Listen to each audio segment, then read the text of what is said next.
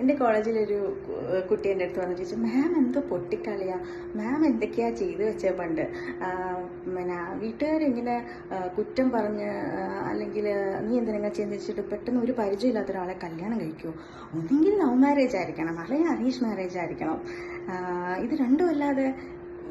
എനിക്ക് പക്ഷെ സത്യം പറഞ്ഞാൽ ഭയങ്കര സന്തോഷമായിട്ടോ തോന്നിയത്. കാരണം ഞാനിങ്ങനെ ഈ യൂട്യൂബ് തോന്നി കണക്ക് ഇടുമ്പോൾ അതിലൊരിക്കലും കുട്ടികൾ കാണുന്നൊന്നും എക്സ്പെക്ട് ചെയ്തിട്ടില്ല.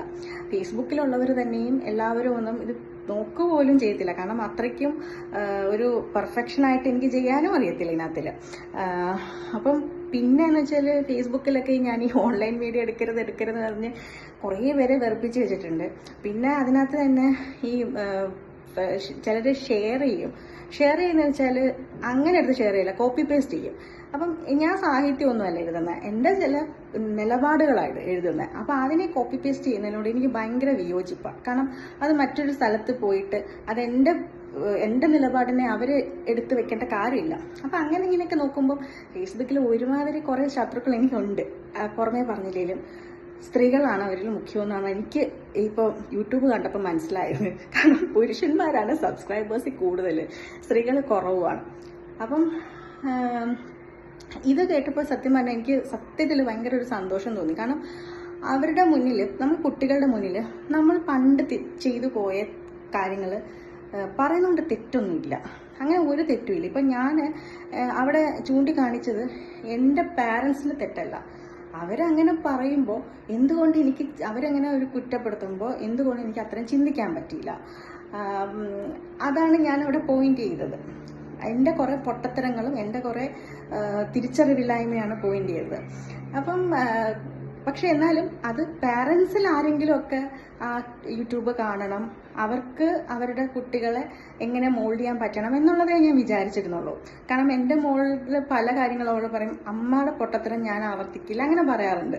ഇതല്ല, മാരേജ് അല്ല, വേറെ പല കാര്യങ്ങളും തിരിച്ചറിവില്ലായ്മ ഒരുപാടുണ്ടായിരുന്നു.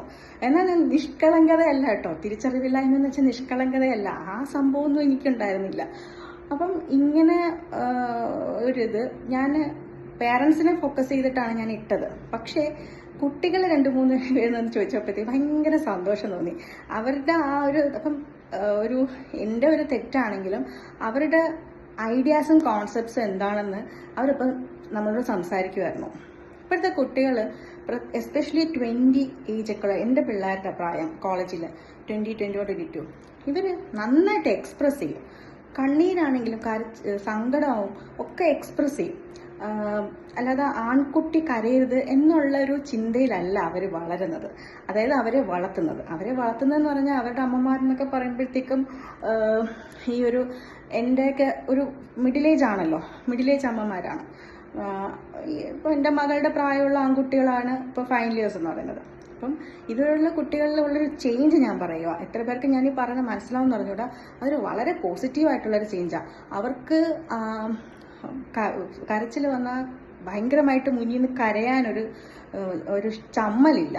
പിന്നെ അവർ ചില അമ്മക്കൾ, കോളേജിലെ പിള്ളേർ, അവർ പറയാറുണ്ട്, വീട്ടിൽ അമ്മയ്ക്ക് ചേച്ചിക്ക് പഠിക്കാൻ കാണും അല്ലെങ്കിൽ അനിയത്തിക്ക് പഠിക്കാൻ കാണും, ഞാനാണ് ഇന്ന് അടുക്കള മൊത്തം ക്ലീൻ ചെയ്തിട്ട് ഇറങ്ങി, അത് ഫസ്റ്റ് പീരീഡ് കയറാൻ പറ്റാതെ വന്ന മാമേ എന്നൊക്കെ വന്ന് പറയുമ്പോൾ ഉണ്ടല്ലോ, ശരിക്കും ഭയങ്കര സന്തോഷം തോന്നും. എന്തോരം ചേഞ്ചസ് ആണ്. മേ ബി ഈ ഒരു മിഡിൽ ഏജ്, എൻ്റെ ഒരു ഏജ് ഗ്രൂപ്പിലെ അമ്മമാർക്ക് കുറച്ചും കൂടി സ്പേസ് കിട്ടി. അവർ ചിലപ്പോൾ ഡോമിനേറ്റ് ചെയ്യുന്നൊരു ഹസ്ബൻഡിൻ്റെ കൂടെ ആയിരിക്കും ജീവിക്കുന്നത്, പക്ഷെ അവരുടെ മക്കളെ മോൾഡ് ചെയ്യുന്നത് ഭയങ്കര നന്നായിട്ടാട്ടോ. അങ്ങും നമ്മൾ കുറച്ച് കൊലപാതകങ്ങളും അപ്പോൾ അവിടെ പ്രണയത്തിൽ എവിടെ പക അതൊക്കെ കാണുന്നുണ്ടെങ്കിലും ഇപ്പോഴത്തെ മിഡിൽ ഏജ് അമ്മമാർ നന്നായിട്ട് മോൾഡ് ചെയ്യുന്നുണ്ട്. അവരുടെ അനുഭവങ്ങളും ഇപ്പം ഫേസ്ബുക്കിൽ അല്ലെങ്കിൽ അങ്ങനെയൊക്കെ ഉള്ളിടത്ത് ഐഡിയാസ് എക്സ്പ്രസ് ചെയ്യുന്നു, ചിലത് വായിക്കുന്നു, ചിലത് കാണുന്നു, അങ്ങനെയൊക്കെ ഉള്ളതിലായിട്ടായിരിക്കും. അത് മോശം കാര്യങ്ങളല്ലേ നമ്മൾ ടി വിയിലൊക്കെ ചർച്ച ചെയ്യുന്നുള്ളൂ. അപ്പം ഇവരുടെ ഇടയ്ക്ക് വന്ന ഒരു ഇത്രയും പോസിറ്റീവായിട്ടുള്ളൊരു ചേഞ്ച് ഞാൻ കാണുകയാണ്. എനിക്ക് അതിനുള്ളൊരു ഭാഗ്യമുണ്ട്, ഈ ക്യാമ്പസുകളിൽ നിൽക്കുന്നുണ്ട്, അതിനുള്ളൊരു ഭാഗ്യമുണ്ട്. ഭയങ്കര ചേഞ്ചാട്ടോ. അതിന് ആ വളർത്തുന്ന ആൺകുട്ടികളുടെ അമ്മമാർക്കെല്ലാം ബിഗ് സല്യൂട്ട്.